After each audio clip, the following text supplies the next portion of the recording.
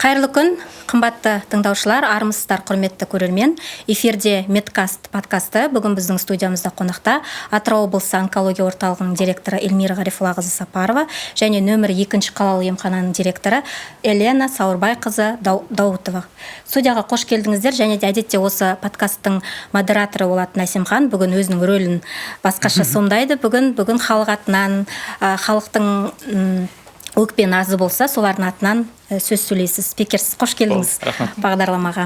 Енді республика бойынша осы онкоқызмет қорытындыланды. Жаңа жылдың 3 айлық есептік көрсеткіші бойынша Атырау облысы қалай аяқтады? Енді біз білеміз, республика бойынша Атырау облысы 9-шы орында. Ал енді осы жолы аурушаңдық деңгейі өзгерді ме, немесе көтерілген бір мәселелер бар ма? Қайырлы күн, баршаңызға да. Айнагүл, енді жаңа өзіңіздің қойып отырған сұрағыңыз бойынша, әрине біздерде осы алдыңғы аптада өзіміздің үйлестіру кеңесі өтті. Осы жылдың 1-ші тоқсаны бойынша өзіңіз айтқандай, біз былтырғы жылды 9-шы орынмен аяқтаған болатынбыз. Қазір біздер 11-ші орындамыз. Және де былтырғы жылмен салыстырғанда біздерде аурушаңдық 15%-ға азайды. Әрине, бұл жерде бұл біздің науқастардың саны азайды деген сөз емес. Бұл жерде бүгінгі жылдың басы болғаннан кейін әлде болса біздер тексерісте жүрген, жаңа диагноз қоюында бір қиыншылықтар болып отырған науқастарымыз бар. Сондықтан енді бұл біздің алдағы 6 айлық қорытынды бойынша сол кісі есепке кіріп, біздің енді жаңағы былтырғымен салыстырмалы түрде бір деңгейге жетеміз деген өзіміздің ойымыз бар. Әрине, ол үйлестіру кеңесінің қорытындысы бойынша бізге жасалып жатырған жаңағы жұмыстарымызға оң бағада беріліп, сонымен бірге кемшіліктерімізде де айтылды. Жаңағы айтып кеткендей, бұл жүргізіліп отырған скринингтік жұмысын нығайту, науқастардың дер кезінде келіп есепке алынуын тездету, ұзақ жаңағы тексерісте жүріп қалу себептерінен біздерде жаңағы осы аурушаңдығымыз төмендеп отыр. Ескерту жасалды, осы бағыт бойынша. Әрине. Ал онкологиялық аурулардың құрылымы бойынша өзгеріс бар ма? Әдетте жатыр мойны қатерлісігі мен сүт безі екеуі ауысып отырады. Осы жолы қандай? Біздерде осы жолы 1-ші орында бізде өкпе қатерлісігі шықты. Ал енді өлім көрсеткіші бойынша да өкінішке орай өкпе қатерлісігі 1-ші орынға шықты.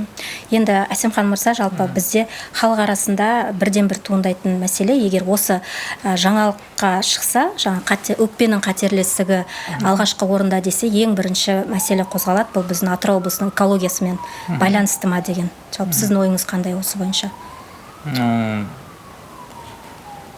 Сондай әңгіме таралу мүмкін бе? Сол мәселе көтерілу мүмкін бе?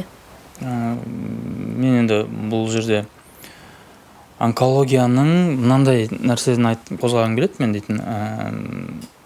Онкология осы бір естігендеріммен айтайын. Шетелде емделіп келіп барып сояқта диагноз қойылып жатады да, мысалға елде бұл диагноз дұрыс қойылмаған дегенне келіп жатады да. Халықтан көп пікір, қаншалықты менің енді сұраққа сұрақпен жауап бергенде болдым ғой, бірақ онкологияны қаншалықты басқа аурулармен шатастырып аламыз қазір біздер? Бұл сондай ұқсайды ма басқа ауруларға? Сондай. Бұл жерде енді негізгі жаңа сұрақтың түп нұсқасы бұл тексерістің дұрыс деңгейде диагноз уақытылы дұрыс қойылуы ғой. Сіз айтып отырған шетелге барғанда қойылып, мына жақта қазір біздің елмен салыстырғанда бір айырмашылық болып қалып жатады деп жатырсыз. Енді ол осы уақытқа шейін ондай болмады емес, болды, біз оны мойындаймыз. Бірақ енді біздерде бүгінгі күні осы 20-шы жылдан кейін бүгінгі күн біз өзімізде жаңағы гистологиялық, патоморфологиялық лаборатория өзімізден ашылды. Және де біздерде телепатология дейтін бүгінгі күн өзіміздің тексерістен өтетін оборудованиеміз бар. Ол біздің Москвадағы онкологиялық орталықпен Москва қаласындағы тікелей өзіміздің келісім шартымыз бар. Ол аппаратқа жаңа науқастың тапсырған анализін, блокты онлайн форматта загружать етіп, Москвадағы дәрігерлер сол бізде 3 күннің ішінде сол біздің жіберген анализіміз бойынша қорытындысын шығарып береді. Екінші пікір ретінде. Ол екінші пікір. Ол жаңа науқас аяқта Москваға барып келгенмен бірдей. Және де енді бұрын біздерде онкология қайдан шығады? Бір ісік. Ол жай ісік па, қатерлі ісік па, біз оны операцияға барып ота жасап ісікті алғаннан кейін ғана біз зерттеуге жібереміз. Сол кезде ғана анықталады. Ол қатерлі ма, қатерлі емес пе? Бұрын енді қазір онкология деген бір орында тұрған жоқ, өте қарқынды дамып келе жатыр. Сол дамудың жаңағы мақсатында қорытындысы нәтижесінде біздерде жаңағы анықтағандай қатерлі емес деп анықтап, бұрын қатерлі дегендерге біз ем бере беретінбіз. Бүгінгі күні біз қатерлі деп анықтағаннан кейін оны тағы терең тексеріске саламыз. Молекулярды генетикалық тексеріс дейтін бар, иммуногистохимиялық тексеріс дейтін бар. Ол енді мен әрқашанда бір науқастар, туыстар келген кезде түсіндіргенде мен былай айтамын да, ауруды жай ауру, қатерлі ауру деп бөлерде, например, адамның ұлттығына бөлгенде, например, қазақ, басқа ұлт деп бөлгенде, қазақ дегенде қазақтың жеті атасы болады. Бұл қатерлісіктің де сондай. Қатерлісік деп бергеннен кейін оның түрлері өте көп. Соның түрлерін біздер бүгінгі күні молекулярлық генетикалық тексеріс арқылы, иммуногистохимиялық тексеріс арқылы анықтап барып ем беріледі. Сондықтан бүгінгі күні осы жақта Қазақстанда, ол жалғыз біздің өңірде емес, барлық өңірде бұл біздерде лаборатория ашылған. Қазақстанда қойылған диагнозды шетелге барғанда қате шығыпты деген статистика бүгінгі күні өте аз. Бір енді болады, жаңа өзіңіз айтып жатырдыңыз, ұқсас симптомдар бола ма деп болады. Біздерде кейде бір науқаста өкпе қателісігі де болады, туберкулез де болады. Сондай кезде бізде диагностика жасау кішкене қиындау болып жатады. Себебі бір адамда екі жаңағы аурудың белгісі пайда болғаннан кейін. Ондай болады, біз оны енді микс ауру деп айтамыз. Сондай кезде бір қиыншылықтар туындап жатады. Бірақ көбінде қазір мына біздің онкологияның дамып жатқандығы соншалықты жаңағы диагнозды нақты қою, ол бүгінгі күні 100%-ға жаңағы бір өте сирек кездесетін бір түрлер болып қалмаса, былайынша қойылып отырған диагноз нақты қойылады. Қазір бізде қосымша айтып кетейін да, Қазақстанда бізде қазір бізде медицина жақсы дамып жатыр. Соған байланысты мен мысалы шетелдегі диагноз бен Қазақстандағы диагноз тең келмейді дегенге мен мысалы қарсымын. Наоборот, бізде осы Қазақстанның наоборот медицинасының алға сондай дамып, оборудование бізде үлкен, көптеген миллиондап тұратын аппараттар бар да, мысалы адамның көп даже шетелде, басқа елдерде қол жетпейтін үлкен оборудование деп айтамыз. Сол аппараттарға дейін бізде біздің Қазақстанымыз мемлекетіміз сатып алып, халыққа тегін сондай менің бәрін жағдайды жасап жатыр. Мүмкіншіліктердің бәрі өте көп, сондықтан онкологияға диагноз қойған кезде бәрі действительно подтвержденный келе жатыр. Главный диагноз қойылады, сосын ары қарай өзінің жергілікті жерлеріне емін алады.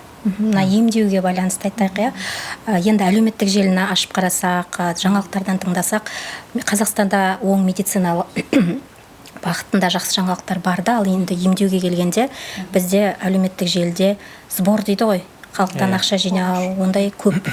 Соған қарағанда бізде медицина төмен сияқты көрінеді, бір қарағанда. Сенімсіздеу болуы мүмкін, соған сіздердің алып қосарларыңыз қандай? Енді біздің Қазақстанда негіз медицинада барлық тегін тексеру көбіне 90%-ке дейін тегін тексерілуде. Енді оның ішіне кейбір тарификатор дейміз, кейбір платно мемлекеттік неге кірмейтінде тексерулер бар. Ол енді ондай емес, единичный деп айта аламыз. Бірақ негізгі 90-95%-ға дейін барлық нені тегін өте алады.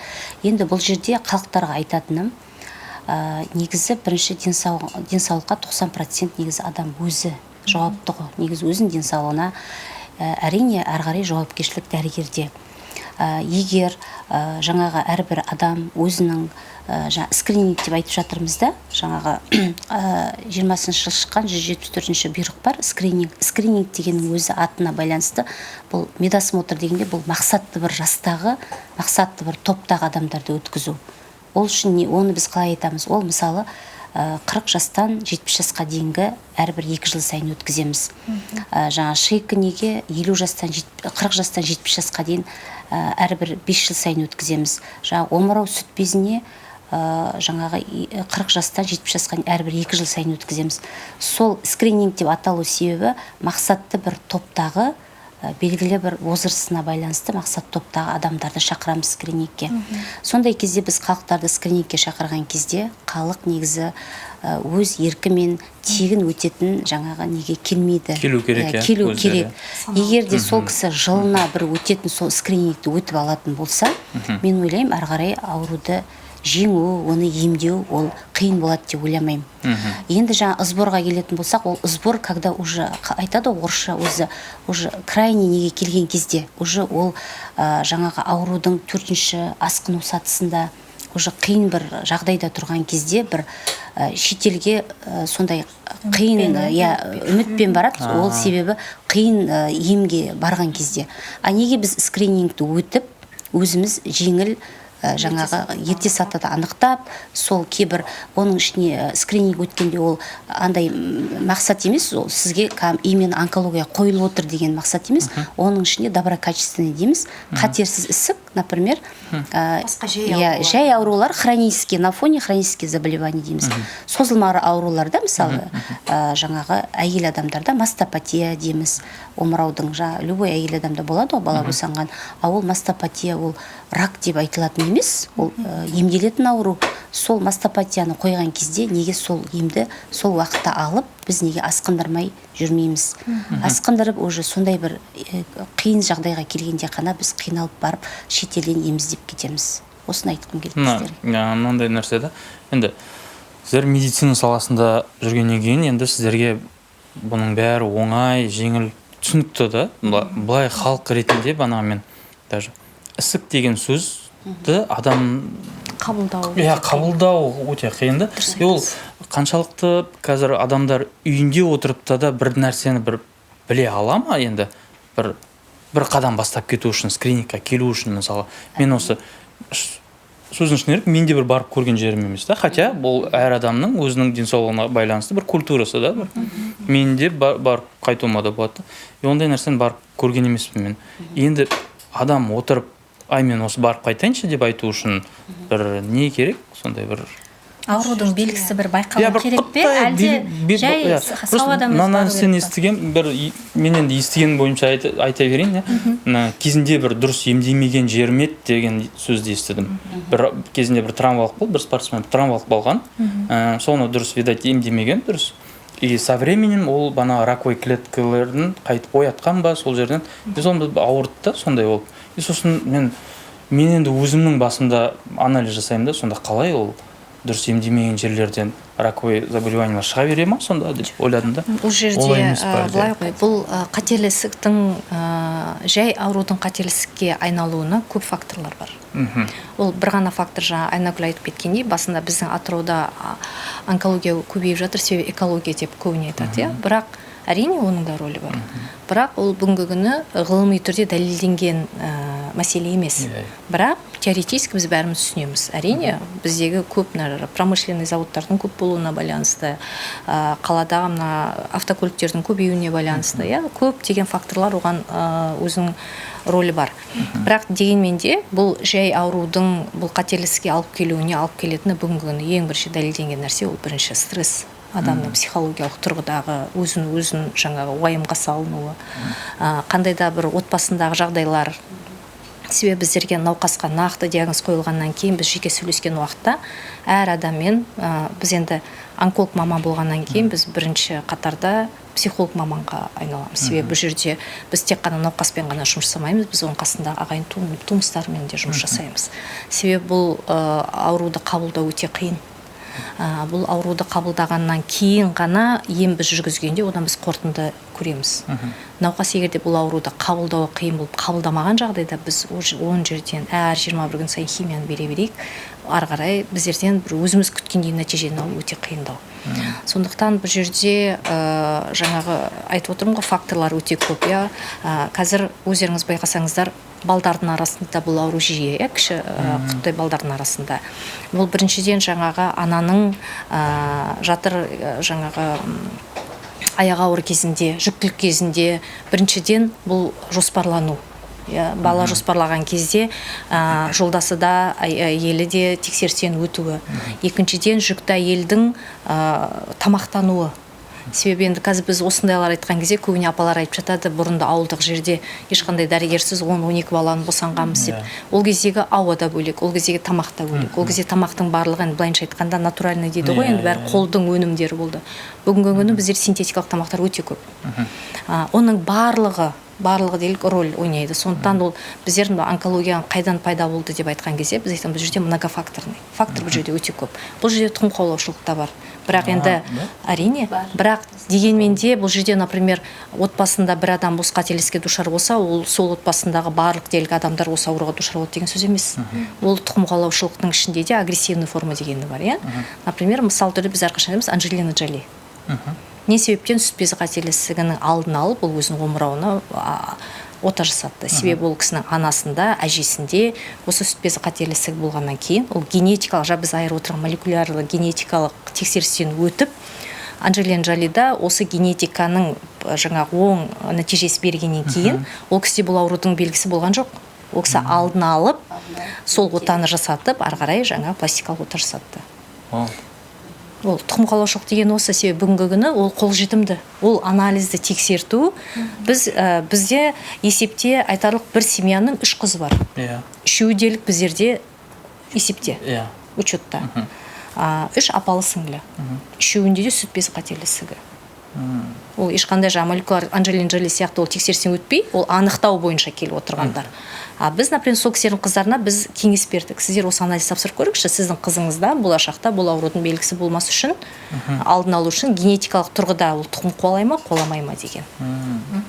Мен айтып отырмын, онкология медицина бір орында тұрған жоқ. Оның ішінде онкология өте қарқынды дамып келе жатыр. Әрине біз жаймендеп ол Қазақстанға да еніп келе жатыр. Ол басында ақылы түрде, кейін тегін көмекке еніп жатыр. Сондықтан ол жаймендеп енді осы біздің өзіміздің протоколға енеді. Яғни бұл 100 фактордың біреуі ғой. Мысалы, кәдімгі қарапайым шылым шегудің өзі, артық салмақтың өзі осы қатерлісікке әкеледі. Енді сүт безі қатерлісік сияқты жатыр мойны қатерлісігі қазір өте өзекті. Соны алдын алу үшін бізде қазір екпе салу науқаны басталды. Қазір көп жаңалықтардан айтылып жүр. АПВ, яғни адам папилломасы вирусына қарсы екпе 10-11 жастан бастап салынатын науқан басталды. 11 бұл АПВ дегеніміз неліктен вообще бұл жерде сұрақ туындайды, неліктен жалғыз жатыр мойны қателік? Себебі біздерде диагноз өте көп. Неге бірінші орынға шығып тұрған өкпе қателігін алмайды? Неге әйел адамдардағы бірінші орында бізде сүт безі қателігі, екінші орында ғана жатыр мойны қателігі? Бірақ та вакцинаны тек қана жатыр мойны қателігіне ғана табылды. Сүт безі қателігінің әлі вакцинасы жоқ. Өкпе қателігінің вакцинасы жоқ. Елімізде тек қана осы жатыр мойны қателігінің ғана вакцинасы бар, қарсы жұмыс жасайтын. Себебі бұл жалғыз бірақ қана локализация себебі табылған. Аурудың себебі табылған. Біз айтып отырмыз, басқа сүт безінде, өкпеде барлығында многофакторный. Ал жатыр мойны қателігінің себебі табылып, ол адам ағзасына папиллома вирусы табылғаннан кейін соған қарсы вакцина жасақталып бүгінгі күні шықты. Дамыған елдің барлығында 20 жыл бұрын бұл вакцина жасалынды. Қазір біздерде Италияда бірде-бір қателік табылмайды. Себебі олар 20 жыл бұрын бастады. Бүгінгі күні олар қыздармен бірге ұл балдарға да екпе жасап жатыр. Олардың қазір скринингтен, оларда скрининг бар, бағдарлама. Скринингтен олар тек қана осы қателікке алып келетін жай ауруларды анықтайды да, соны оздоровление жасап отырады. Негізгі скринингтің мақсаты сол. Скрининг арқылы біз жатыр мойны қателігін анықтамауымыз керек. Біз соған алып келетін ауруды анықтап, осы аурудың алдын алуымыз керек. Біздерде өкінішке орай жаңа Елена Саурайна айтып кеткендей, біздерде кішкене халықтың бұған деген көзқарасы, тексеріске деген көзқарасы, кішкене ментальдық неміз бар өзіміздің да, барсам бірдеңе тауып алады, тынышымен жүре берейінші деген секілді. Бұл ауру тыныш жатып, барып өзінің тамырларын жіберіп бар, өкінішке орай кеш анықталып жатады. Сондықтан осы жатыр мойны қателігіне қарсы, АПВ-ға қарсы вакцина біздер 10-11 жылдары бастаған болатынбыз. Қазақстанда 4 өңірде пилоттық режим болды. Сол 4 өңірдің ішіне біздер де кірдік. Алматы, Астана, Павлодар, Атырау. 4 өңірдің осы Атыраудан біз сол кезде 2200 қыз балаға екпе жасап үлгердік. Ол кезде біздер 11-13 жас аралығында, 10-13 жас аралығында қыз балдарды екпе бастадық. Ол кезде де қарсы өте көп пікір болды, ата-аналардың қарсы пікірі өте көп болды. Мен оларды түсінемін. Себебі біз мына ковидтің кезінде білесіздер ғой, вакцина пайда болған кезде түсініксіз нәрсе енгізген кезде халықтың көзқарасы теріс шығады, Бұл ең бірінші енгізген кезде бізде де сондай көптеген теріс пікірге көп болды. Ол кезде біздің қолымызда тек қана шетелдің ғана материалы болды. біз мектептерге ата-аналарға барып, ата-аналар жиналысына барып кездескен кезде барлығын айтамыз, вот Америкада осындай жылы басталды, Канада осы жылы басталды, бізде бастауымыз керек. Сонда енді ата-аналардың көп айтатын, сол жақ сала берсін, мен қызыма тимей ақ қойшы, ертең менің қызым өседі екен, өскенде бедеу болып қалып тұрмысқа шыққаннан кейін балалы болмаса кім жауап береді деген секілді сұрақтар туындады. Қазір біздер енді қайтып енгізгеннен ол не үшін ол тоқтады? Павлодар елінде, Павлодар қаласында бір қыз балада кішкене қорқыныш, үрей болғаннан кейін, бас айналып құлап бір сондай белгілер болғаннан кейін сол кішкене жаңағы не болып кетті? Ажиотаж туындап, ол вакцина тоқтатты. Елімізде мүлдем тоқтатып тастады. Қарсы біліс болды да, ол пилоттық режим болғаннан кейін. Бір қыздың банағы енді өзінің жеке денсаулығына байланысты бар. Енді кішкентай бала ғой, уколдан көтере алмай қалды ма, уколдан әр адам бала түгілі үлкен адам қорқады ғой уколдан. Ол алып келіп саған укол салады деп алып келген кезде әрине қыз баланың өзінің құтта кішкене үрей несі болды. Содан кейін қазір біз 5 жыл шетелде кезекте тұрып, біз 5 жыл дегенде қол жеткіздік. Бұл вакцинаны алудың өзі шетелде өзінің кезегі бар. Ол жаймен жай біз аламыз дегенге бере салмайды. Біздің министрліктің сұранысы бойынша ВОЗға сұраныс жасап барып, 5 жыл кезекте тұрып, биыл ғана қолымыз жеткізілдік. Енді қазір біз ата-аналармен кездескен кезде сол 10-11 жылдарда өзіміздің тәжірибемізді айтамыз. Біздер қазір барғанда, Елена Саурен қазір айтып кетер, бұл кісінің емханасынан да сол кезде 10-11 жасында алған қыз баламыз бүгінгі күні тұрмысқа шығып, бөпелі болып, ешқандай бұл вакцина кері әсері анықталған жоқ. Біз қазір ата-аналарға барғанда сол қыздарды бірге алып барып кездестіріп жүрміз. Біз видеороликта түсірдік. Бұдан қорқып керек емес. Бұл біздің қыздарымыздың алдағы уақытта осы аурудан қорғануы. Ол жалғыз жатыр мойны қателесігінің ғана алдын алмайды. Бұл мына сүйел, бородавка деп айтамыз ғой, папиллома, бір қандай да бір өсімділер шығады ғой. Соның барлығы мына адам ағзасына папиллома вирусының барлығы. Ал бұл вакцина сол аурулардың барын алдын алады. Бірақ әлде де ата-аналар чатына келді, бізге хабарлама айтып кетейін да. Соның өзінде әлі де жоқ, керек емес деген пікір бар. Вообще мына әлемде осы жылына осы жаңағы жатыр мойны ауруынан, қатерлі ісігінен 600 әйел көз жұмады. Бұл деген әлемде бұл өте үлкен цифр ғой енді. Оның ішінде Қазақстанымызда да өте сол смертность өте көп болды. Эльмира Гарифовна айтып кеткендей, осыдан біз 10 жыл бұрын осындай біз халықтар арасында халық болғанда бізде қыздар болғандықтан бізде информирование согласие дейді. Біз 18-ге толмағандықтан біз ата-анасынан келісім аламыз. Сондықтан біз ол түсінік жұмыстың бәрін ата-анасына түсіндіру арқылы барып қызына саламыз. Біз ол ата-анасынсыз барып шауып барып қызға біз вакцина салмаймыз.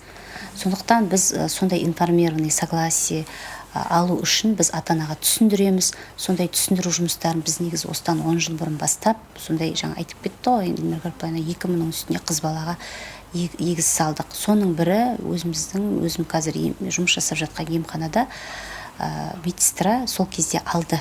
Мамасы алып келді, 11 жасында алды. Ол қыз бала қазір тұрмыс құрып, кішкентай қызы бар. Қазір екінші баласына аяғы ауыр, жүктілігі бар. Сол кезде сондай әртүрлі әңгімелер айтылды. Бұл Қазақстанның қыздарын Қазақстанды ұрпақсыз қалдырайын деп жатқан мақсатта бесплодие деген сондай үлкен бір әртүрлі сөздер тарады. Енді біз оның қазіргі біз куәгеріміз, ешқандай ондай. Хотя керісінше ғой. Сондықтан біздің халықтар сондай бір келеңсіз сөздерге ілесіп кетеді. Сондай сөздерге ілеспей-ақ, наоборот, қыздарын біз сол вакцинамен қорғағанын жақсы көреміз. Енді сол кезде жаңағы бізде Қазақстанда тоқтатып тастады да сол вакцинаны. Өзімізге мына көршілес, мына Өзбекстанда тоқтатқан жоқ ол вакцинаны. Олар жалғастыра берді. Оларда енді тәртіп өте қатаң ба? Сол кезде мына біздер сияқты ата-анаға түсіндіріп, информированный согласие алу ол жақтарда білмеймін енді, бірақ оларда каким-то образом ата-аналардың несі басқаша ма алады. Уже приказ шықты ма, олар алады. Ондай қарсылық почти оларда болмайды. Жалпы Орта Азия бойынша Өзбекстан қазір толық аяқта отыр. Сол кезде статистиканы қазір салыстырсақ, Өзбекстанда ешқандай қазір сол периодта вакцина алғаннан кейін шейка, матки не жоқ, ауру тіркелмеген. Өзбекстан бойынша біздер Франция елінде жаңа международный конференцияға барған кезде, сол Өзбекстан елінің жаңа біздің санитар бағдарлама СЭС бар ғой, соның бас эпидемиолог маманы келді. өзі ер адам. Сол кісіден сұрадық та жаңағы сіздер қалай бұған қол жеткіздіңіздер? Себебі былайынша қарағанда мұсылмандық неден қарағанда енді көбіне көзқарасы біздерде бөлек кішкене көзқарасымыз бір өзгешелеу ғой. Ол жақта енді қатты бір жаңағы не сақтанғанда салт дәстүрдің несі деген секілді. Сонда жаңа кісінің айтқаны біздің елімізде шешімді ер адам қабылдайды. Үйге келгенде қыздың мамасы айтады. Қызға осындай ұсыныс жасап жатыр. Шешім қабылдайтын мамасы емес, біздерде папаларға айтсақ, білмеймін, мамасы біледі дейді ғой. Оларда әкесі қабылдайды, иә? Әкесі. Сонда ол кісінің айтқаны біздерде болды дейді, бунт болды. Бұл не зат, бұл не нәрсе деген секілді. Сонда ол кісі біз ұзақ жылдары халықпен жұмыс жасадық дейді. Ең бізге жаңағы қол жеткізгеніміз мешітте намазға барған кезде, намаздан кейін әкелер келеді, ер адамдар келеді ғой, әйел адам мешітке бармайды ғой. Сол жерде мен жаңа бас имамнан рұқсат сұрап, намаздан кейін сол жерде өз микрофонымды алып, ер азаматтарға толықтай мағлұматты сөз беріп отырдым дейді. Вот содан кейін барып, жаңа ер адам түсінгеннен кейін үйіне барып, отағасы түсінгеннен кейін үйіне барғаннан кейін жаңағы жолдасына айтады, мына қызды апарасың, екпе аламыз. Олар бір сондай жолмен барып, көп жаңағы ахват дейміз ғой, пайызды. Сондай форматта бір жұмыс жүргізді. Негізі былай қарағанда да вакцина товар ғой, былай қарағанда. Вакцина бір товар да, кез келген бизнесті нені алғанда. Оның тек маркетингін құру керек қой негізінде. Мына жердегі жақсы маркетинг құрылған сияқты ғой, бұл жерде ер адамдарға акцент қою арқылы. Сондай бір. Маркетингтан бұрын бұл жерде тиімділігі. Себебі енді ол, сіз, например, бизнес структурадан қарағанда да правильно подход, да, маркетинг не дегендей, товар бар, товарды өткізу дегендей. Біздер дәрігер ретінде, біздер оны товар ретінде қарамаймыз. Біздер оны осы мәселені шешетін жалғыз бір волшебный палочка ретінде қараймыз, да. Жаңа айтып жатыр ғой, шетелге неге барады деп, да, ол науқастар жаңа бір соңғы бір үмітпенен бір волшебный палочка, бір последний соломинкаға бір ұсталып, бір қолдарына бір кісі бір соны емдеп беретін секілді болып барады. Бізге де бұл вакцинация енгізген кезде біз өте қуандық, себебі уже екінші рет біз өткізбей тастай ма деген бізде үрей болды. Қазір біздерде көп сұраныс мына 13 жастан асып кеткен қыз балдардың ата-аналары сұрайды. Вот 11 мен 13 жас аралығында ата-аналар қарсы болады да, өсіп кеткендер біз ала аламыз деген сұрақ айтады. Бізде ондай бүгін мүмкіншілік жоқ. Даже әйел адамдар бізде жоқ. Тек қана Қазақстанға бізге 11 мен 13 жас аралығында қыз балдардың тізімін алып, соларға ғана арнайы кіргізілді. Басқа ақылы түрде жоқ.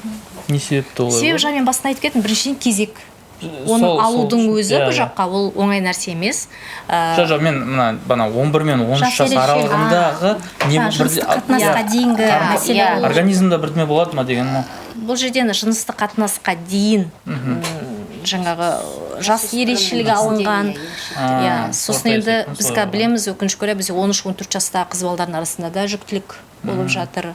Бұл нені жаңағы вакцинаны әйел адамда алады. Мен 2010 жылы өзім ақыл түрде алғанмын. Себебі біз ата-аналарға барған кезде мен өзімнен сұраған.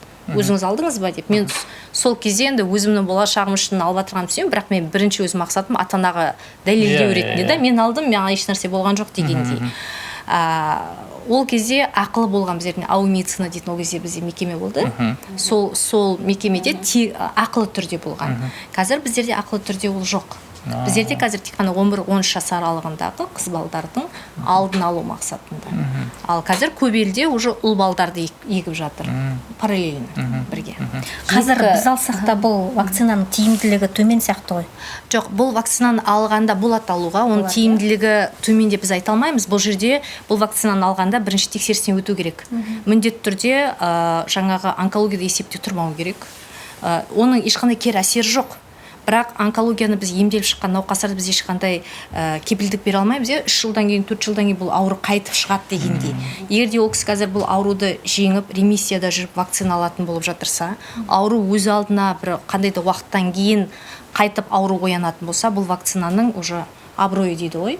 То есть онда айтуым мүмкін, мен вакцина алдым, неге бұл ауру кері шығып жатыр дегендей. Сондықтан, егер де есепте тұрмайтын әйел адам болса, алуға болады. Бүгін алып та жатыр, бірақ басқа елден бар. Түрк елінен, Өзбекстаннан ақылы түрде біздің Қазақстанның әйел адамдары барып алып жатыр. Егер мен айтқым келгені ағзада вирус болса, егер папиллома вирусы. Бірінші тексерістен өтеді, біріншіден жатыр мойны қателесігін жоқ екенін дәлелдейді. ағзада тексерістен өткізіп барып. Ал жаңағы ВПЧ дейміз ғой, вирус папиллома человек организмде болған уақытта как раз соған бұл вакцина жақсы жұмыс жасайды. Бірден бір емдеу жолы сол ВПЧ. Бізде қазір енді мына әрбір емхананың өзінің жаңа аймақтық дейміз ғой, территориаль мектептері бар. Бізде енді сондықтан көп жаңағы жұмыстар, халықтарды ақпараттандыру, түсіндіру жұмыстары осы емхана аясында мектептерге барып біздер дәріс оқимыз. Мысалы, өзімнің жаңа жұмыс жасайтын екінші емханаға бізге аумақтық қарайтын 10 мектебіміз бар. Сол 10 мектептің жаңа өздерінің аймақтық дәрігерлері бар, меңгерушісі бар, мектеп мейірбикелері бар.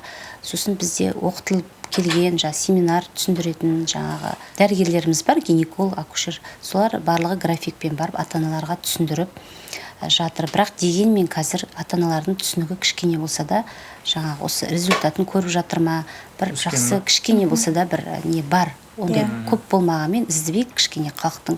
Мен ойлаймын, себебі қанша дегенмен жаңағы онкологиялық ауруларды көрсеткенде, жаңағы көп адамдар жаңағы жатыр мойны онкология ауруынан жап-жас әйел адамдар қайтыс болып кетіп жатқан нені көрген кезде, все-таки аналар өзінің қызын өзін нетеді деп ойлаймын. Қызы үшін, қызының өмірі үшін соған сақтық несін ойлап, будущее ойлайды деген ойдамын. Себебі бізде үлкен-үлкен мектептер бар. Соған біздер қазір үлкен күнде график құрып, түсіндіру. Кейбір ата-аналар бар, қарсы шығатын ата-аналар бар, түсінгісі келмейтін ата-аналар бар.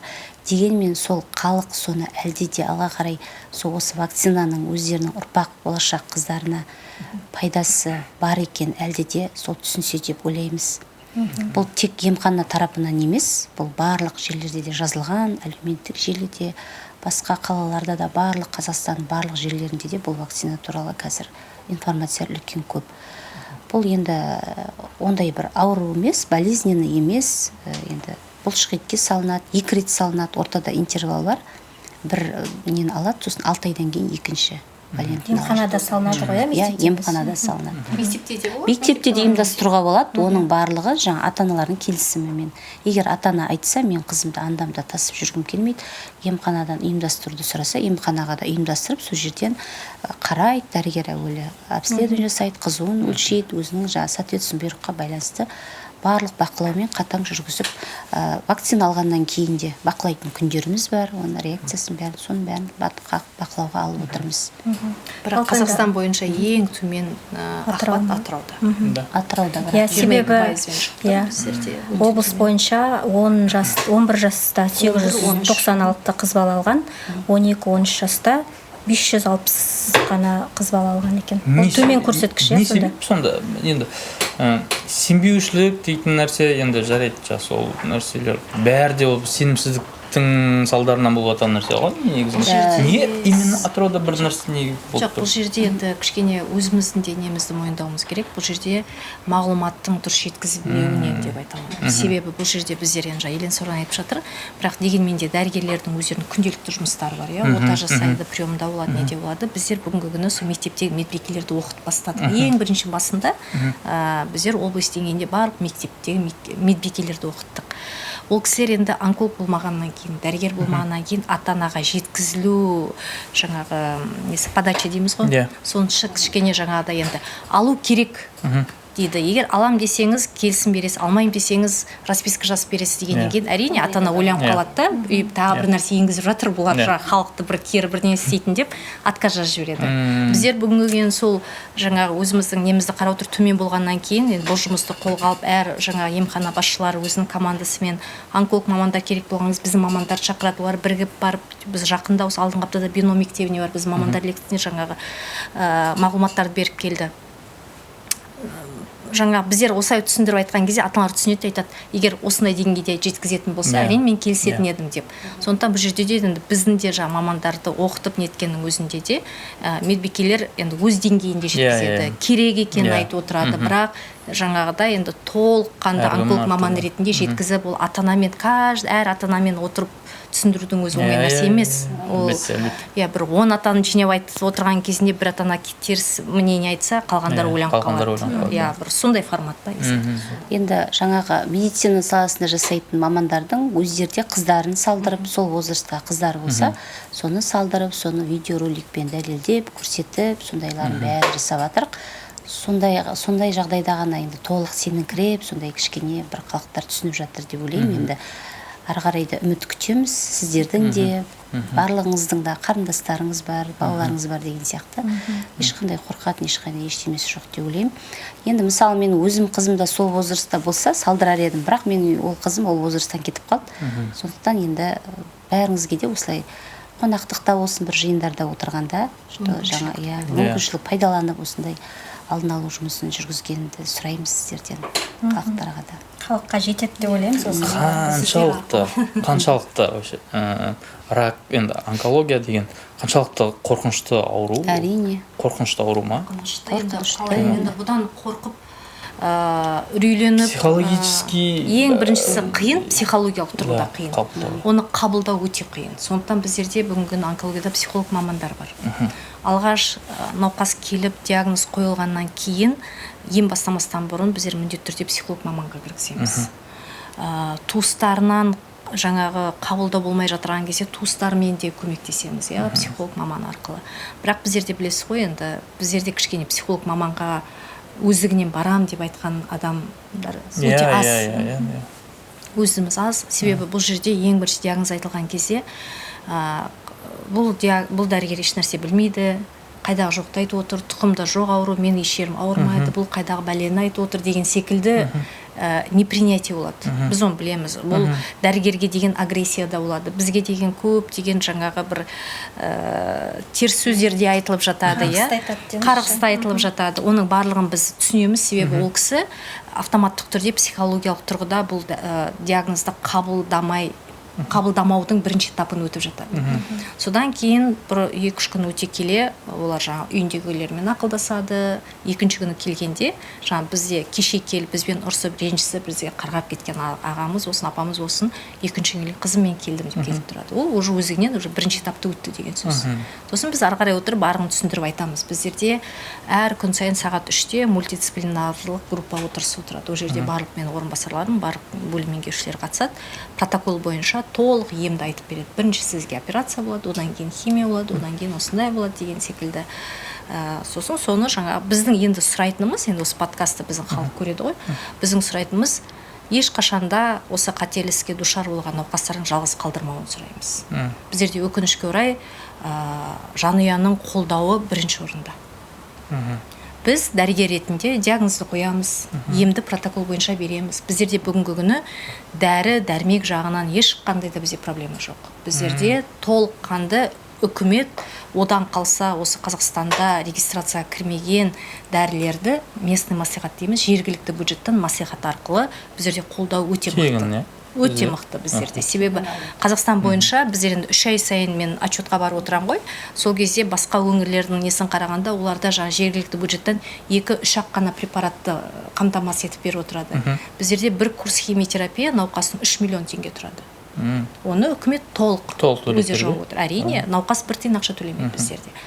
Ал басқа өңірде 2-3 препарат болса, біздерде бүгінгі күні 10-11 препаратқа шейін дәрін жаңағы таргентный иммунотерапия дейміз, дорогостоящий препараттарды мына СК фармацияға кірмеген, тегін неге емге кірмеген дәрілерді жергілікті бюджет арқылы, маслихат арқылы біздерде толық қолдау көріп отырмыз. Сондықтан бұл жерде енді ең басты біздің айтатынымыз жанұясының қолдауы. Енді әрине әр адамның жанұясының өзінің ішінде өзінің проблемалары болады. Таңертең жұмысқа кетеді, жаңа ағаны сыртына кілтеп кетеді, кешке келеді, ол кісі не істейді, ол өзіме жатады, сары уайымға салынады, олды біттім, балалармен қоштасып жатады, алыс тумаларына звондайды. Енді ол әңгіменің бәрін күндегісін күнде естіп отырамыз да. Біз сондықтан айтатынымыз жаңағы бұрынғы бала кезіндегі достарын шақырыңыз қасына, бірге отырып бір шай өткізіңіз, бір кездесу өткізіңіз, бір көңілін бөліп, ол кісі мына өзіне бұл диагнозды миына қабылдамау керек қой. Біз әрқашан бұны жай диагноз деп қабылдаймыз. Себебі бүгінгі күні онкологиядан да басқа жай аурулар бар, біздің препараттармен емделетін. Оны ешкім айтпайды, ана жақта химия препарат алып жатыр екен деп. Ал онкология және химиотерапия или онкология және сәулелік ем дегенде ол құлаққа бір өте қорқынышты естіледі де, өздерін кішкене бір андай блокқа қойып қояды да. А кейбір адамдар бар, ничего подобного, бұл ауруды мен жеңемін, мен әлі ана қызымды аяққа тұрғызуым керек, ол қызды оқытуым керек, мен үйлендіруім керек дейді. И бүйтіп настройына қарағанда ол кісінің мықты, и және де ол осы каждый этаптан өтіп шығады, иә. Ол сондықтан ең бірінші адам психологиялық тұрдан сынбай, жанұяның қолдауыменен мықты болса, осы этаптардан өтіп кетеді. Осы жерде бір қосымша айтып кетейін, тегін ем демекші, біздерде қазір өздеріңіз білесіздер, мәмс дейміз ғой, міндетті әлеуметтік сақтандыру, сосын ГОБМП дейміз, гарантированный әлеуметтік кепілдендірілген 2 не бойынша, тегін пакет бойынша. Сол онкология қатерлі ісік аурулары бізде ешқандай неге жатпайды, мәмске, міндетті әлеуметтік. Ол кісі егер жаңағы незастрахованный болса, мәртебесі жоқ, незастрахованный адам болса да онкологиялық тексеру бәрінде бесплатно. Олар автоматтық түрде ГОБМП-ға өтеді. Сақтандыру сұрамайды. Сақтандыру сұралмайды бұл кісілерден. Енді ауруды алдын алуға қатысты сұрақтарымызды қойдық. Енді емдеуге химиотерапияға байланысты тағы бір оң жаңалық, бізде порт жүйесі арқылы химиотерапияны біздің онконауқастар алуда. Бұл жүйенің артықшылығы неде, порт жүйесінің?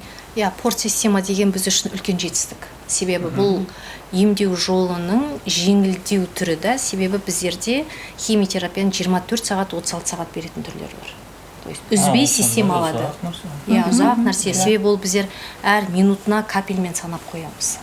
Ол барлық мына бірдей емес. Ол жаңа мен айтып кеткен. Диагноз жоқ, стадия емес. Диагноз рак деп қойылғаннан кейін жаңа молекуляр генетикалық түрін анықтаймыз, жетатасы дедік қой.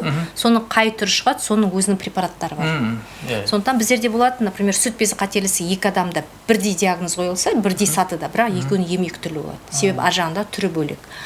Сондықтан жаңа 24 сағат, 36 сағат ұзақ алатын науқастарға біздерде порт система деген енгізілді. 20 жылдан бері ол жаңағы мына 5 жылға шейін тұрады, терінің астына бұғанадағы күре тамырға жаңағы өзінің аппараты бар, салынып қояды.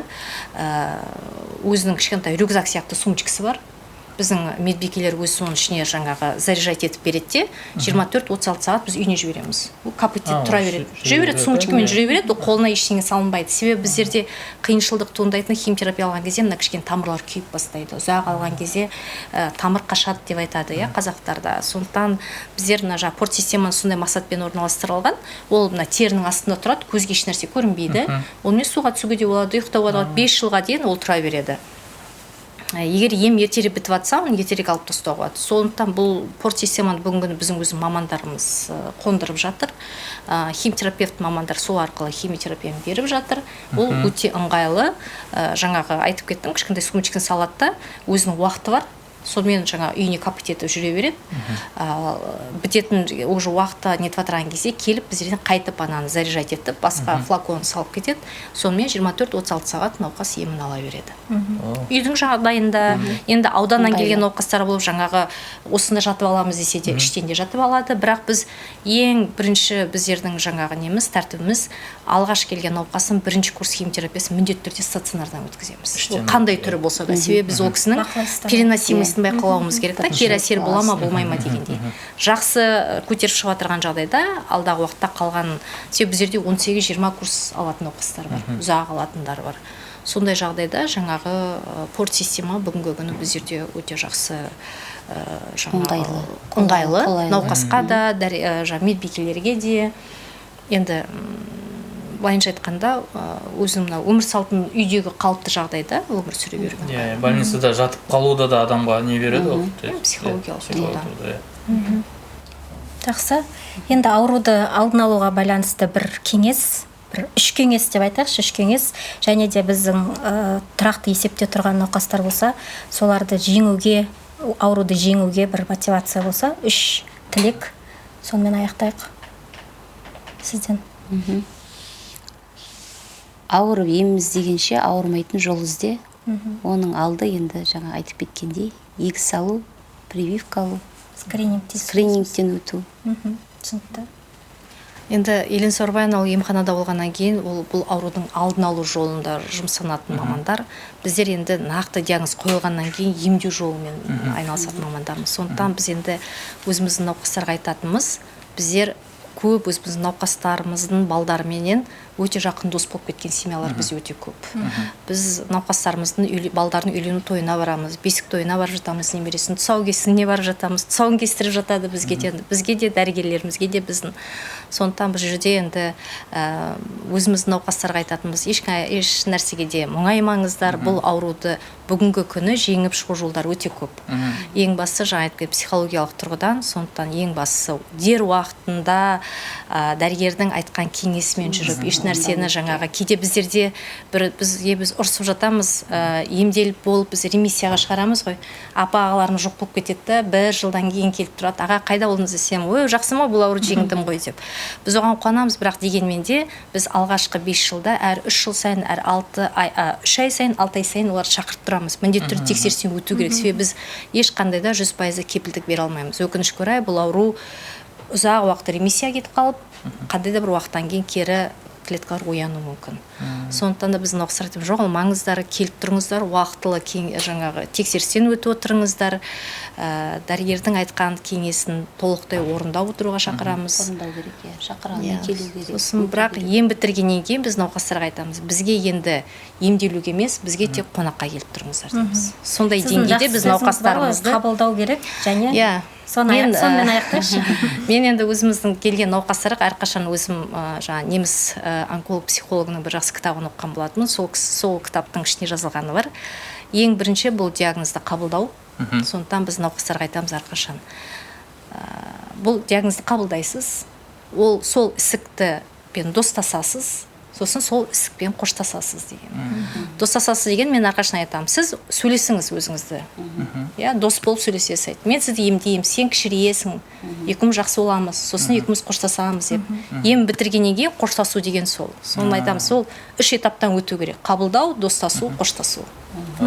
Рахмет, біз де онда қоштасайық. Сіздерге көп-көп рахмет. Жақсы пайдалы кеңестер айтылды, жүрекке жететін жылы сөздер айтылды. Осыдан енді қорытынды шығаратын әрине біздің тыңдарман, көрермен. Сондықтан ауырмаңыздар дейміз, өз өздеріңізді күтіңіздер. Сау болыңыздар. Рахмет, сау болыңыздар.